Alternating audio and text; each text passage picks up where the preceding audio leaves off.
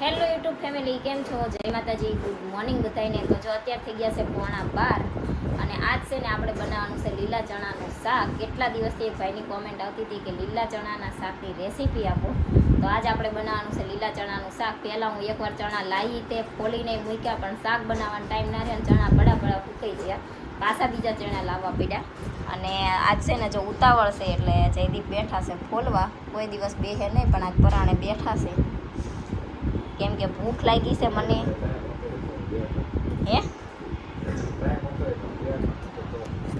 એ કે હું બેઠા બેઠા ફોન જોઉં છું તે લાઈવ ખોલી દઉં, અને મારે છે ને મોડું થયું હતું કામનું એટલે એ ખોલે છે. અને અહીંયા જો યતરાજ છે ને આ ચોપરમાં બધું મિક્સ કરે છે. ડુંગળી અને ટામેટાની ગ્રેવી કરવાની હતી. મેં કીધું આ ચોપર નવું લાવ્યા ને એ પછી આપણે એમાં કાંઈ કર્યું જ નહોતું. મેં કીધું કઈ રીતનું થાય છે જોવી આ. તો આમાં છે ને આપણે જેવું જોઈને એવું ક્રશ, અને એ આમ થોડુંક વધારે પડતું મોટું ને એવું કાપી નાખ્યું હોય ને તો બહુ હાર્ડ પડે છે, સરખું થતું નથી. એટલે મને તો બહુ સારું લાગ્યું નહીં. જેને વાપરતા હોય ને સારું લાગતું હોય જો એટલે થોડું થોડું ઓલું કરવાનું. આમાં જો કે એક ડુંગળી ને એક ટામેટું જ છે, બીજું કાંઈ છે નહીં, તોય તો એ થોડું કેવરાવે છે. એટલે એની કરતાં તો બ્લેન્ડરનું જે ખાનું આવે ને એ સારું. એક બ્લેન્ડર ફેરવી તો બધું પૂરું ફટોફટ થઈ જાય એમ. અમે તો દર વખતે એ યુઝ કરવી, એટલે આ ચોપરમાં મને બહુ કાંઈ મજા આવી નહીં. જે કાયમ આ ચોપરમાં ક્રશ કરતા હશે એ ખાવતું હશે. તો હાલો આપણે જો હશે ને લસણવાળી મરચાંની ચટણી કરી નાખી છે. અને અહીંયા આ કામ ચાલુ છે. સામે ચણા ફોલાય છે. ચણા ફોલાઈ જાય પછી તાવંદી છે ને આપણે હેરને થોડીક વાર આમ એકદમ ઢીલી રીંગ અથવા તો આ બટરફ્લાય નાખી દેવી, એટલે હેર નડે નહીં થોડા. જો ચણા છે ને આપણા ફોલાઈ ગયા છે, એટલે હવે એને મૂકવાના છે બાફા. ચણાને મૂકી દેવી.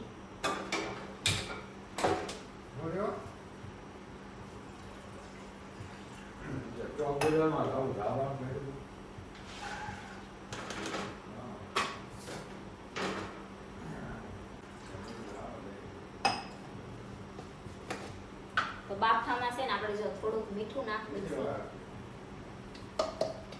અને અમે જે રીતના બનાવી છે ને એ રીતના કહું છું, બધા અલગ અલગ રીતના બનાવતા હોય. પછી પાછું કુકિંગ કે છે આમ ના હોય આમ હોય.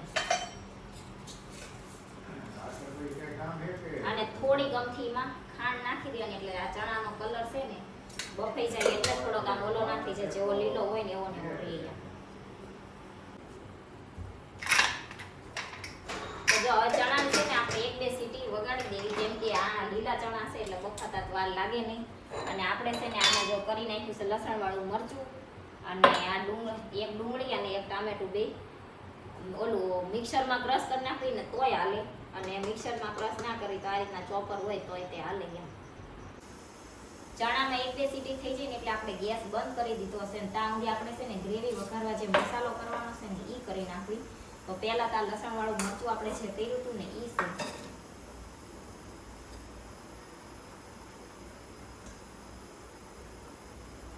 તો જો લસણવાળું મરચું આપણે લીધું છે, અને ધાણા જીરું અને થોડીક હળદર. અને આમ છે ને ગ્રેવીનો વઘાર કરવા આપણે એમાં થોડીક છાશ નાખવાની છે, એટલે મસ્ત ટેસ્ટ આવે.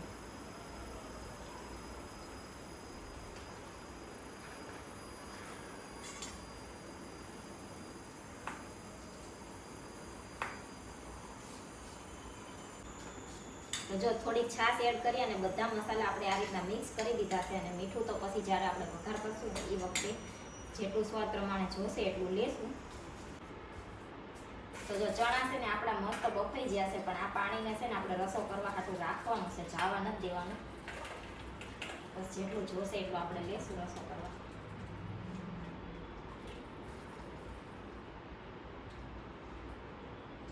ચાલો હવે છે ને આપણે વઘાર કરવાનો છે શાકનો.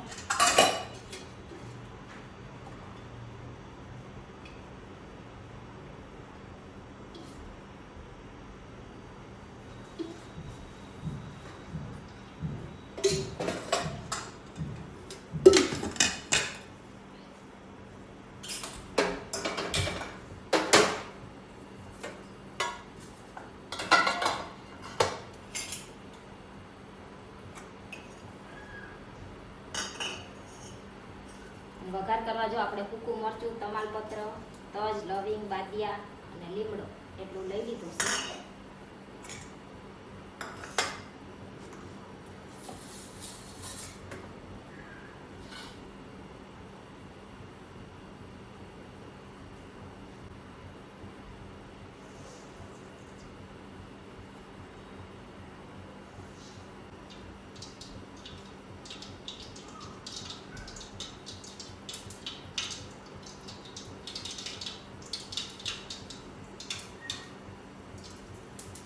જો આપણે રાઈ અને જીરું નાખ્યું અને હવે હિંગ અને હવે આ જે સૂકા મસાલા છે ને બધા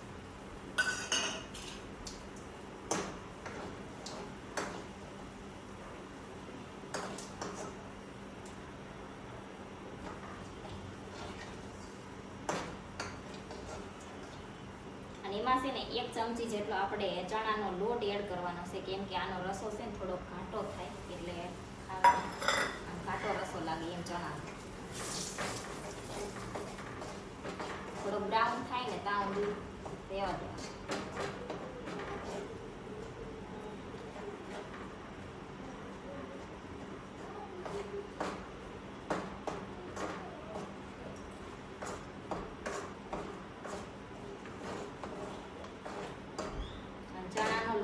શેકાઈ જાય ને એટલે પછી આ ગ્રેવી જે છે ને એ એડ કરી દે.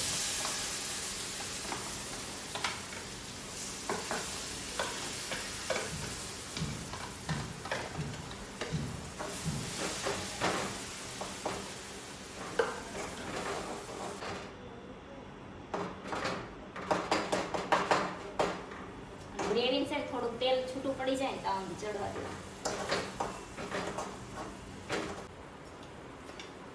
ગ્રેવીમાંથી થોડુંક તેલ છૂટું પડી જાય પછી આપણે જે આ મસાલો બનાવ્યો છે ને એ એડ કરી દેવાનો.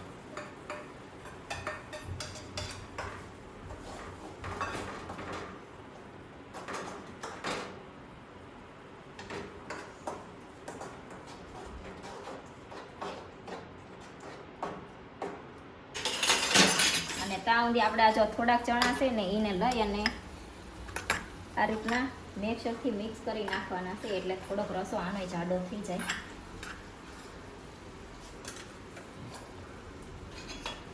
પણ આ ચણા તાઉંદી આમાં એડ કરી દેવી એટલે એ ચડતા થાય. ગ્રેવીમાં ચણા એડ કરી દીધા.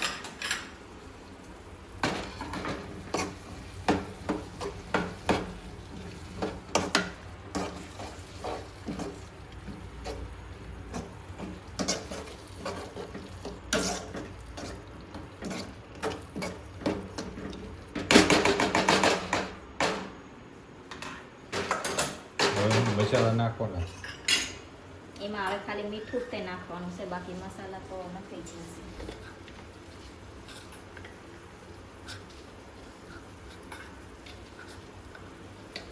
કેટલા હાવ પેજે નાખવાનું? અમારે જેવાનું કામ નહીં પાછું. હું તો મોડે નાખું. એ તે અમારે જેવાનું કામ નહીં પાછું.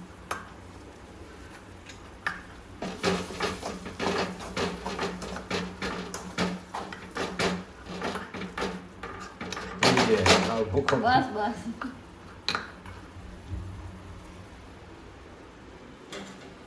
થાય આવો ભૂકો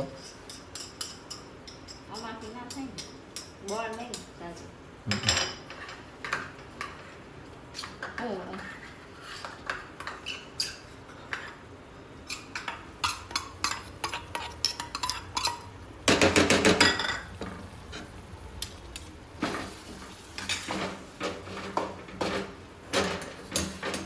આખા ભૂકવાન બે કેમ મિક્સ કરો? થોડોક રસો જાડો થાય ને એવું? બસ આવો ભૂખ લાગી. ચડવા દેવાના છે. હવે છે ને આવડું આ પાણી છે એટલે એ જેટલું જોઈને એટલું આપણે એ કેટલું પાણી? ચણા બાય થઈને એ જ નાખવાનું? ગરમ હોય એટલે સારું એમ. ગાયકા થઈ જાય. જો આ ચણામાં છે ને આપણે સેજ ખાંડ નાખીને પછી બાફા હતા ને એટલે લીલા હારા રહ્યા છે, નહીતર આપણે થોડાક આમ ચણાનો કલર છે ને લીલો ઓછો રહે એમ. હવે આને થોડીક વાર ચડવા દેવી ચણા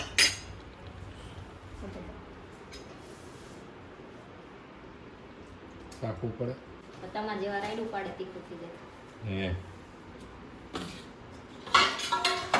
પોતે તીખું લાગે મને નહીં તમને નથી લાગતું કાલવા નાખ ફૂકું મરચું નાખ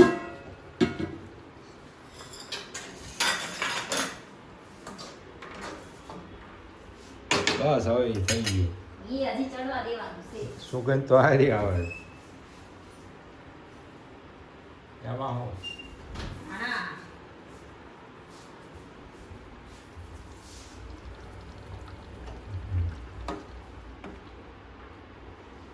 ગમે એવી આઈટમ બને ગમે એવી વસ્તુ બને કા ઉપર છે જમતા ધાણા નાખી દો ને એટલે વસ્તુ સારી જ લાગે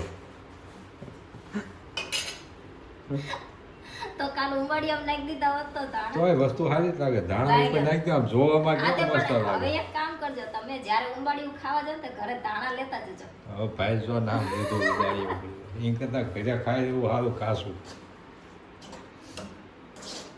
ઊંધિયું ભાવે ને ઊંધિયું ભાવે ઊંધિયામાં તો મસાલો નાખે ને ટેસ્ટ આવે આમાં ટેસ્ટ બેસ્ટ કંઈ આવે ને ધુમાડો ખાતા એ કરતા ધાબા ઉપર તાપણું કરીને ધુમાડો ખાઈ દીધો હોત તો એને ખાઈ દીધું તો જો હવે છે ને આ શાક સેજ વાર ચડવા દેવાનું આમાંથી નહીં તે તેલ છૂટું પડે અને રસો થોડોક માપનો લાગે એટલે આપણે ગેસ બંધ કરી દેવાનો અને અમે તો છે ને આની ઉપર વઘાર નથી કરતા તમારે જો કોઈ મહેમાન હોય ને થોડુંક લાલ શાક લાગે એવું કરવું હોય તો સાઈડમાં છે ને થોડુંક તેલ ગરમ કરી નાખવાનું અને એમાં જે કાશ્મીરી મરચું આવે ને એ તેલમાં એડ કરી અને પછી આમાં ઉપરથી વઘાર કરી નાખવાનો એટલે થોડુંક લાલ જેવું લાગે બાકી અમે તો ઘરે છે ને રેગ્યુલર ખાવા એ રીતનો વઘાર નથી કરતા તો જો આપણું આવું શાક બન્યું છે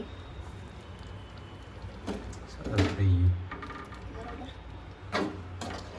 હાલો આપણું શાક તો ચડી ગયું છે હવે રોટલી બનાવી દઈએ કેમ કે આમને લાગી છે ભૂખ બરોબર ને કે નથી લાગી ભૂખ તો લાગી તો હોય ને ઉતાવળ રાખો હાલો લોટ બાંધેલો છે રોટલી બનાવી એટલી બને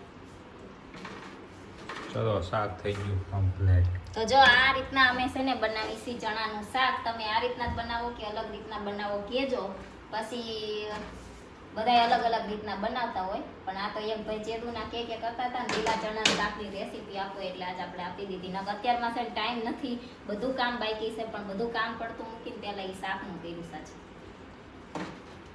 હાલો રોટલી બનાવી જમી લેવી પછી બીજો વિડીયો ઉતારશું પછી વાત જો ફાઇનલ આપણું શાક અને રોટલી બે બની ગયું છે ને જયદીપ ને યતરાજ બે બની જશે બેહી ગયા છે જમવા ચણાનું શાક છે રોટલી છે છાશ છે અને ગોળ છે જો આપણે ગોળ લાયા તો ઈ છે કાં કેવું બન્યું છે દીપ શાક મસ્ત પંજાબી જેવું તને કેવું લાગ્યું યતરાજ સારું લાગ્યું એને જો અમારે પહેલી વાર કંઈક સારું લાગ્યું યતરાજને એક નંબર અને અહીંયા જો રોટલી બને છે ને તમે બધા કહો છો ને જાળીવાળી ડીશમાં ના ખવાય એટલે જો આ જયદીપના છે ને મેં મોટી ડીશ દઈ દીધી અને યતરાજને તો એની સેજ તે બરોબર ને તો હાલો હવે છે ને આપણે રોટલી બનાવીએ અને જમી લઈએ